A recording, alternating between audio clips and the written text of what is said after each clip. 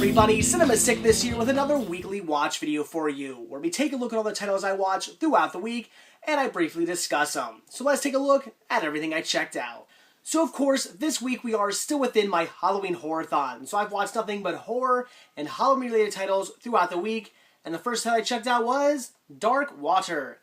Now this movie was somewhat mediocre. I wasn't thrilled with this title. In fact, I'd kind of say somewhat forgettable, as I actually had to read the synopsis to just remember what the hell went on in this movie. Not that I didn't like it. It was enjoyable enough. It had some good moments. The story was okay, but just like I said, in the end, I'd say somewhat forgettable. I wasn't blown away by it. It was just one of those movies you watch and just go, huh, I've seen it. Now, I know some people really do enjoy this movie, and if you are one of those people, well, good for you. To each their own. But for me, it just didn't do it for me. It wasn't really all that scary. Again, the story, although it was decent, wasn't really anything more than just mediocre. I gotta say, Peter Hammond from Maxim Magazine, who says even Hitchcock could not have done better, is a fucking idiot, and that's just a blasphemy. That is cinematic blasphemy right there, to say this movie is better than a Hitchcock film. What the hell is wrong with that guy? So, all in all, I'd say not the best film. If you've been thinking about checking it out, I'd say at least give it a watch. If it's a movie you think you might want to see, give it a watch. It wasn't horrible. Again, I would not say I hate this movie, but in the end, I would say it was just forgettable. The next title I checked out was Frankenweenie. I love this film. Been a big fan of it ever since I first saw it in the theaters. I'm really happy that Tim Burton was actually given a chance to finally make a full-length motion picture off his Frankenweenie short, which again is another classic and one you should definitely check out. In fact, is it on here? I don't know. Yes, original live-action Frankenweenie short. So there you go. If you have this, watch that first before you watch the actual movie.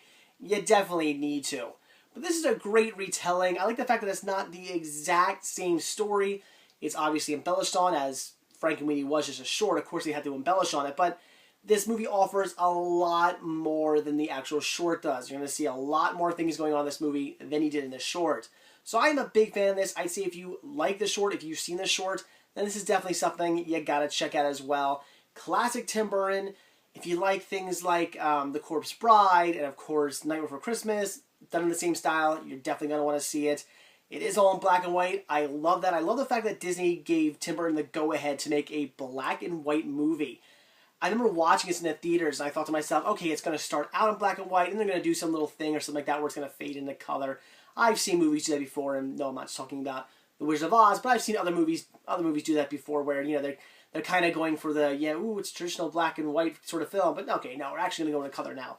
Not this film, black and white the entire time. I think that's very cool, very different, not something you see these days, and I absolutely loved it. If you're a dog lover, or just an animal lover in general, this is definitely one for you. It's gonna touch your, your heartstrings if you're an animal fan. So, I love this movie. I would definitely recommend checking it out. It's great. Not too long. You breeze right through it, but you'll absolutely love the story. Next I checked out Roseanne, Tricks and Treats. Now this is a great compilation right here. This has all 8 Roseanne Halloween episodes on it. Now there is good and bad with that. And that's the fact that the Halloween episodes start out really, really strong. They were great. The Roseanne Halloween episodes were something that you always look forward to. They were fantastic, very well done. In fact, I remember hearing from Roseanne, I remember this being apparently one of the first shows to ever really do a Halloween episode. I think that's really cool. At least one of the first sitcoms anyway to do a Halloween episode. And it, again, started off so incredibly strong. Great, great episodes. Unfortunately, like I was saying, as the episodes go on and on and on, they get worse and worse. They go from very traditional, here's a scary episode where, we're all celebrating Halloween, or we're going to do something kind of fun, scary, maybe there's a party going on, maybe we're going to, decorate up our house, just a great story based around Halloween, to kind of not really making much sense. I mean, the episode where she has her baby is kind of weird. The last episode, also sort of strange. I mean, it's supposed to be like Rosemary's Baby, but it's kind of out there. They just start to get kind of weird and not as Halloween-y as they first started out. So, a great compilation, one I would definitely recommend picking up, because it does start out strong. Unfortunately, it does end a bit weak, though, but still, if you're a Roseanne fan, you're of course going to want to pick this up and add it to your collection, as the Halloween episodes for Roseanne are some of the best episodes. You can pick this up for $5 at a lot of places right now. I know Kmart has it right now for $5, so I'd highly recommend grabbing this one if you're a Roseanne fan. Then I checked out Dylan Dog, Dead of Night. A more sort of low-budget movie that's kind of reminiscent of things like, I'd almost kind of say, sort of like Underworld, only not as action-packed. Dylan Dog here, Dylan, he plays kind of a, sort of the watcher over the kind of things that go bump in the night. Vampires, werewolves, zombies. He's kind of like the caretaker of all these, make sure everything's kind of in check. You know, he knows these people are here on the earth, but his job is to make sure that they're all kind of, you know, staying to the rules, not going too overboard, not trying to, you know, take over the world or something like that, or fight with each other. Just kind of, you know, you're here, so play it cool. I like his character for that, but he had this problem where things sort of went wrong.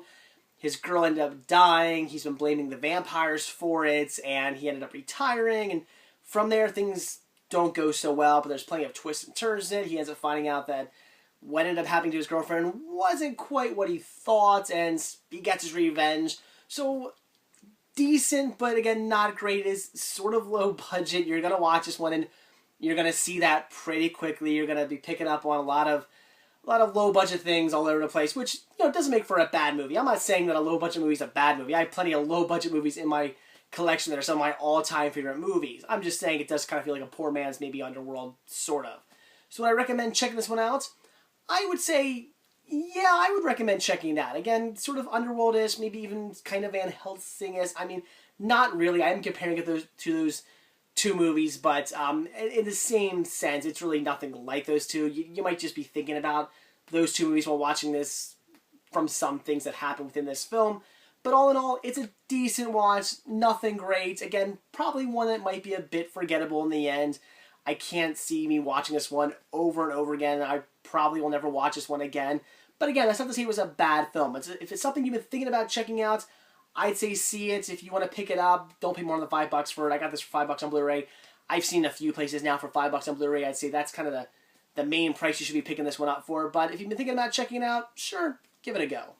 The next title I watched, I can't actually physically hold up and show you, as it was a title I rented, and that was Stoker. Now, this movie I actually really enjoyed. This is actually one my wife picked out. I hadn't even really heard of this movie. I didn't even know anything about it. The wife went to Redbox and picked it out. She apparently heard of it somewhere and really wanted to see it. I think she saw like the trailer for it somewhere and really wanted to check it out. And I'm very glad she rented this movie. I will be buying this one when I come across it for $5 or less. It was a great kind of creepy psychological sort of thriller, very Hitchcock-ish. I love the fact that you kind of don't know what's going on at first. There's plenty of twists and turns. It gets really disturbing at the ends, and I'm not going to go into this movie too much because I don't want to give away the plot. I enjoyed this movie so much that I'm going to highly recommend everybody check it out. It was a fantastic watch, especially if you're a fan of Hitchcock movies, as again, it had that feeling. I don't know what else to say about it. I don't want to give anything away. I really don't want to start talking about the plot or the end or all the twists or something like that. I just don't want to give this one away. I know a lot of times I will flat out ruin a movie for you guys, but this is one of the few times that I'm just not going to do that. I'm going to say this movie is definitely one to either go out and rent or go out and buy. Add it to your collection. It's fantastic. You will love the hell of it. I guarantee you will enjoy this film. Again, if you like Hitchcock-style movies. If you don't like psychological thrillers, obviously you're not gonna enjoy it, but it definitely has that psychological thriller, creepy kind of horror-ness that Hitchcock movies have. So I would definitely recommend checking out Stoker. You won't be disappointed.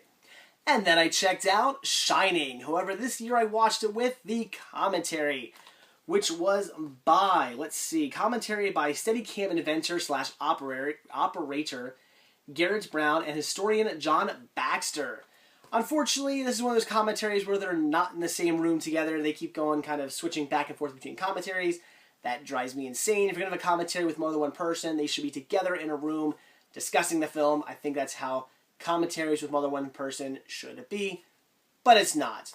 But I really did enjoy the fact that I learned a lot about the making of this film, basically. A lot from, again, the Steadicam operator who told us about how, certain scenes were shot, told us about how, like, Stanley Kubrick, the way he, his quirkiness, I guess you could say, if you want to say that. Apparently, they shot scenes, like, 40, 50 times, just over and over and over again, because Stanley Kubrick would just want all those shots to see which one he liked the best. Which, can you imagine?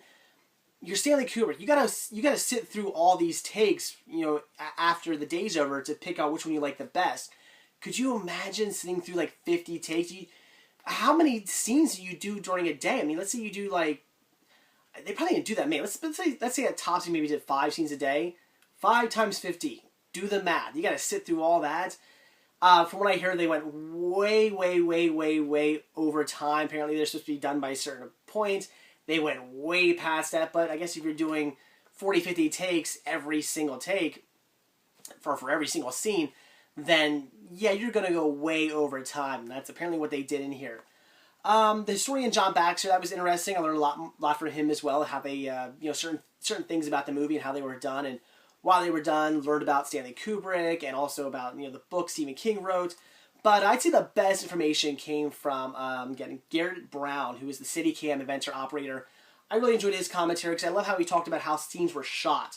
That really intrigued me. I don't know why. I just really got into that. He said, how sets were decorated, how he, shot certain things, how shots, going through the air were shot. A lot of really interesting commentary. So if you're like me and you've seen The Shining a million times, sit down and listen to the commentary. It is entertaining. You'll learn a lot about the movie you didn't know before. Definitely worth checking out. Then I decided to add another sci-fi horror title to my Halloween Horrorthon with the classic Alien. Although this time I watched the director's cut. I've never seen the director's cut of Alien. I've only ever seen the original theatrical cut. I had that one on DVD for a long time, watched it over and over and over again. Alien, great movie.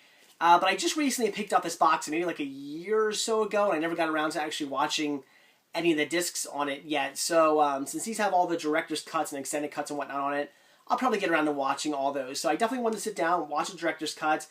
And yeah, when I say it's better, I don't really know if I can say that. It has, some little certain things change. I know that has the, the egg scene at the end that a lot of people talk about. I can't really say which one I thought was better. The director's cut, the actual cut, I honestly have to say they're both good. I recommend to check them both out. If you haven't seen one, see the other. If you haven't seen either, just watch them both then. So Alien is a classic. I don't think I need to describe this movie. I don't think I need to go into detail. I'm sure we've all seen this. But if you haven't and you want to see a fantastic sci-fi horror movie just at its best, this is one to check out. It's great. Great creepy atmosphere. I love this alien hunting down on the people within this ship through the air ducts, going after Ripley at the end. Great, great, great sci-fi horror movie. So Alien, definitely one to check out, but I'm sure we all have. But if you haven't seen the director's cut, I still liked it. Again, I can't really say which one is better, but I would say check it out. And then I checked out Open Water. I mean Frozen. I mean The Reef. They're all the same damn movie. If you've seen one, you've seen the others. So would I recommend this movie? I guess if you like the others, see it. Again, kind of forgettable. It was okay. I wouldn't say I disliked the movie. It kept me entertained, but again, it is just Open Water. It is just Frozen. And honestly, I'd have to say, out of all 3 of these movies, I'd have to say this one's probably the worst. I say worst, but it's really, it's only by a margin. I would say it's worse. It's very, very similar to the other 2 movies I mentioned. There's not much of a difference, especially Open Water, or even Open Water 2. You're gonna see the similarities in the film. But again, out of Open Water and Frozen, I'd say this is the kind of the worst, sort of. As far as Open Water 2 is concerned, I'd say maybe this is on par with Open Water 2. If you liked Open Water 2, maybe you want to check this one out. But in the end, it wasn't anything special. A bunch of people going off on a boat. The boat capsizes. What are they going to do? They're out in the middle of the ocean, so they're going to swim to the island, which is like 10 miles away, and hey, sharks start attacking, and things go bad, obviously. There's not much, very, very simple plot. So again, you've seen Open Water, you've seen Frozen, and you liked them, sure, check out The Reef. And now I'm going to end this Halloween Horrorthon weekly review on kind of a weird title, and probably not a very good one to go out on, but it's the last title I checked out, and that was the Screamfest Sampler by Anchor Bay. And the reason why this is not a really good one to go out on is because there's not much to talk about. It is just what it is. A sampler DVD. It talks about these titles right here. In fact, it doesn't even talk about them. It simply just shows clips from them. It has the actual Hatchet trailer, and then it just has clips from Halloween, The Evil Dead, Reanimator, Near Dark, Hellraiser 20th Anniversary Edition, Phantasm, Children of the Corn, Behind the Mask, and The Hills Have Eyes. And that's it. It's basically Anchor Bay's way of going, here's movies we have on DVD, please buy them. That's really it. So, would I recommend this one? Not really. I'm not going to recommend it. But if you're like me, and you're an absolute nerd, and you love having really weird titles in your collection, especially horror-related titles in your collection, then this is kind of a neat one to have. Apparently this was, I guess this was put out in FYE stores. It looks like Suncoast and FYE stores. This is probably something they were either giving out, or you could pick it up for like $1. Or I can't imagine they'd make you pay for this. There's no way they would make you pay for this. Yeah, there's no way. So this is probably either attached with other titles, or maybe this was given out. As I said, it says coming to you from your friends at FYE and Anchor Bay. So again, this is probably just given out at some point. I bet if you bought one of these titles in the back, they handed this out to you, or you bought an Anchor Bay title in general, they handed this out to you. I'm not exactly sure. In fact, if you guys know how this was given out, if you got one of these back when they were actually handing these out at FYE, let me know how you went about getting a hold of one of these. Let me know how that happened. So I can't really recommend this one, as it is just a bunch of clips from horror movies, and just Anchor Bay's way of saying, here's movies we have, please buy them. But if you're a nerd and you just love having weird, obscure things in your DVD collection, then it's kind of a fun one to pick up. But I don't know. In fact, the cool thing about this would be, I guess if you have, it says over 30 minutes of classic horror trailers, clips, and scenes from your favorite horror movies. So maybe if you have like a Halloween party and you just put this on loop, that'd be kind of cool. I guess that'd be kind of neat. That's a good reason to have this. There you go. You're having a Halloween party this year, or any year you pick this up, just pop this one in your DVD or Blu-ray player and just loop it. Play it on repeat. That could be pretty interesting. Something cool playing on your TV. But not much more of a reason to have it than that. But I'm a nerd. I like having this kind of stuff. And I can't really say I enjoyed it, as it is just what it is. But still pretty fun to have in my collection. So there you go, guys. That's it. That's everything I watched this week. I may be wondering, didn't I just do one of these videos recently? And the answer to that is yes. Yes, I did. However, I've been watching a lot. During my Halloween Horrorthon, I tend to watch a little bit more than I normally do, because horror and Halloween-related titles, it's my all-time favorite genre. I'm a big horror nut. So when it comes to this time of year, I just bunker down and watch a lot of stuff. And also, as I'm a big horror fan, there's a lot of horror movies that I buy, kind of a few months before Halloween that I actually save and wait to watch during the Halloween Horrorthon. So there's a lot of stuff I'm really excited to check out. So that's why you'll be seeing a few more of these videos probably than on average. So anyway, guys, that is it for this week. If you liked this video, please give me a like. If you're not already subbed, please do. So that is it. Thanks for watching, and stay tuned for the next video. See ya.